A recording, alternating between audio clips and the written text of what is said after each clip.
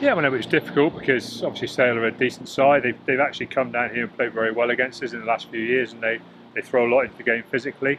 And as you can see by the half-time scoreline, it was a real big challenge for us. That said, we came through it very well in the second half. Came through another good test of character for us. Were we faultless? No. Were there things for us to work on? Yes, but that's okay at this time of year as long as you're collecting points, and we're managing to do that.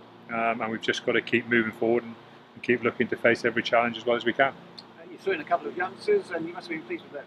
Oh, definitely, and probably especially in the circumstances because they probably had less preparation time than they would have liked, and we'd made a few other changes as well, which we felt were justified. And obviously, there's always some bigger picture things in the picture as well. Obviously, with going to Newcastle this week onto a rubber crumb, etc.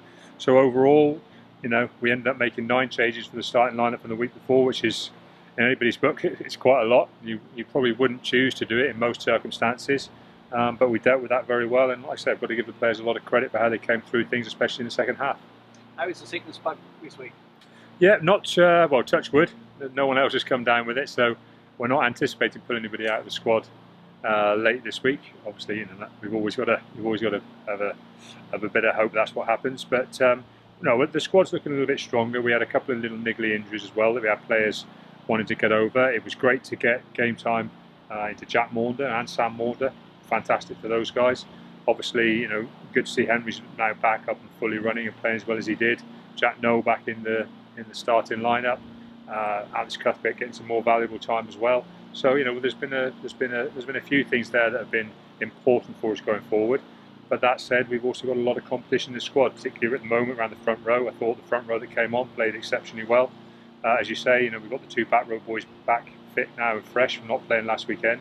That adds another element of competition to the back 5, and obviously the wing position now is looking strong, despite Ollie Woodburn still being out for a while. So we've got some tough selection decisions to make, but that's what you want. You want a strong squad, particularly this time of year. The trip to Newcastle, traditionally, historically, that would have obviously been the longest, most difficult trip of the season. Bearing in mind you'll probably fly, where does it stand with 1 or 2 of the other games that you'll have to travel to this season? Yeah, it's not too bad. We're going to fly from local airport to local airport, so the actual travel time is not the worst we'll do.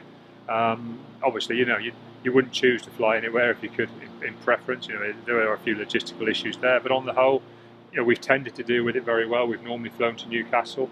As I said, we've normally performed very well there. We've had a couple of off performances, and one of them would have been probably the first half last year. So, we're aware of that. We're aware that Newcastle are top 4 side, on form now from last year, and that's going to be a stiff challenge. But this is a Premiership game of rugby. There should be stiff challenges.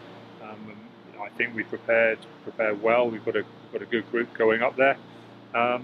Really, we've got to say that it's got to come down to who wants the game the most and who's prepared to commit the most energy to the game. And we've got to hope that'll be us. And that'll be Newcastle's battle as well. They'll be expecting to be them.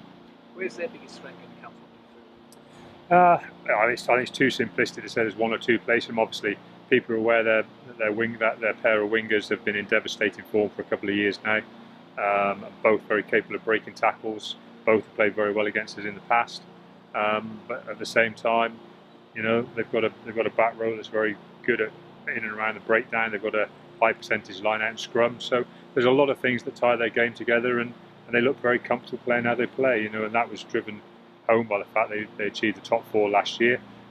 They beat us up there, so it's not something that they'll be afraid of doing. And I got the impression watching their game when they played Saracens that they actually quite like playing what would be deemed the frontline teams up there. And as I know, we know, as I said, it's going to be a particularly strong physical challenge for us. I think, particularly across the first half of the game.